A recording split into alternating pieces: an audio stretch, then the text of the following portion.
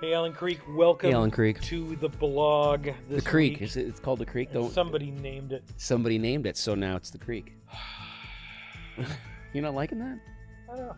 Oh. You know what? We should ask viewers. That's for a it. name.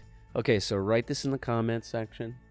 Suggestions for the video blog. There'll be a prize. The name for the video blog. There'll be a prize. Yes. It'll be an awesome prize. A huge, Alex incredible because he's not here. surprise. We'll take it out of his paycheck. Yeah. Yeah. I like that. So we are now. We've got week one under our belt in the new series called Live No Lies. And this is really interesting. So this is big stuff. In It a is. way, you can't get bigger than this. It's a 3-week series, and we're going to be looking at 3 big components to the Christian worldview. Kind of how, well, in one way, you could say what went wrong. Yeah. Right. Right. That why is there pain and hardship in the world? Yeah. And the Christian worldview says that there's a fall, and that it's due to 3 things to kind of keep it going. Right.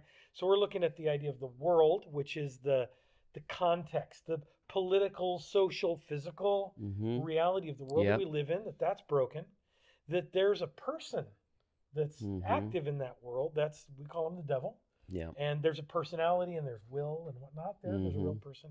And then there's this thing called the flesh. Right. It's kind of our complicity in it. Yeah. And we're fallen in it. But one of the results is that as Christians, we become like, I don't know, there's a couple different ways to look at it. We're like enemy soldiers or enemy citizens behind enemy lines, right? Yeah.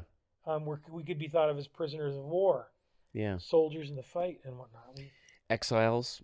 Exiles. You know, it's a really, really cool biblical biblical term, and this idea that we're a group of strangers in a foreign place, and I think people are feeling that more and more because of the political environment that we're living in. Yeah. It's like I don't even recognize this country anymore, and the silver lining in that, I think, is just this: is that it underscores what Christians should always have felt about the fact that they are living in a world as strangers, and this whole war you're talking about, and our primary enemies, the devil, the flesh, and the world, are at war against our soul, and here we are living as sort of strangers in this sea of enemies, and I think what's wild about that for Christians is that if you don't expect that, then you're just surprised by it all the time. Right. Like you're just going, how could that possibly everything happen? seems so strange, and nothing seems like I'm at home here.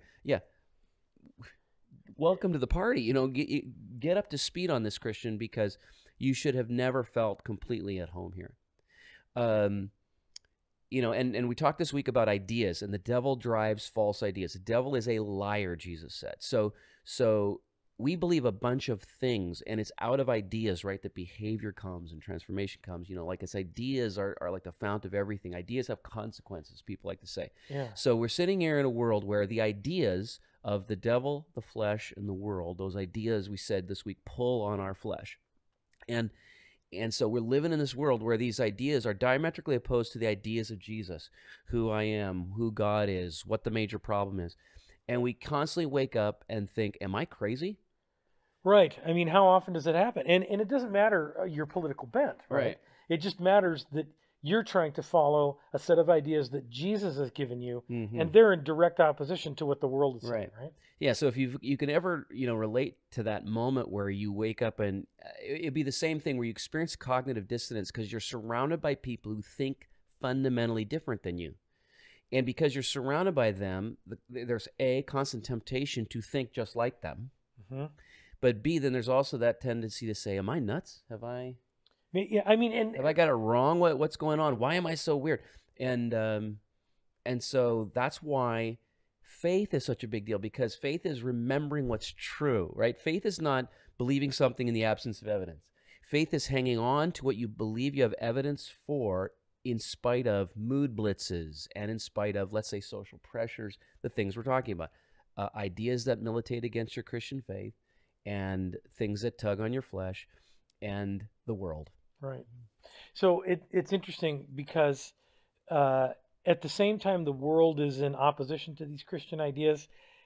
Kind of, if we look for it, we see right beneath it how the truth of a thing is constantly being put back in our face. When you talk about, for instance, ideas have consequences, we realize that like modern therapeutic techniques really support that idea. Yeah, like cognitive behavioral therapy says, oh, well, you have this thought that results in a behavior. Yes. And guess what? When you do a behavior, that does this certain thing. Yes. So it's like it's how we're interpreting, right? And this goes back almost to the political turmoil. It's like, yeah, in some cases, people are disputing whether something's a fact or not, but we're looking at the same set of facts, and we're looking at them through a worldview lens and reaching different conclusions. Right. And that's not a surprise. Science does that all the time. You have two scientists that look at the same set of data and reach different conclusions. Yeah. That's why we have peer reviews and these sorts of things. So it's not that necessarily the facts would be different. It's your worldview matters. Yeah. That how you see things and whose worldview you adopt have a distinct difference. So this series is really absolutely critical. It's placed at the beginning of the year because we really want to see people adopt this in the way they see their year going forward. Right. To look at the spiritual warfare through a real biblical lens, and then you're set up to be sane in an insane world. Yeah. So, fellow crazy people, we'll see you here this weekend. Yep. Whether you are here in the building or whether you're joining us online, we are so glad that you can be with us online, where you can see church. That's so good, and we're glad that we'd love to have you in the building if you can, because that's where you can participate and where you can experience church. And then we'd love to see you in e-groups where you can participate in church too. So we'll see you this weekend at AC3. See you, everybody.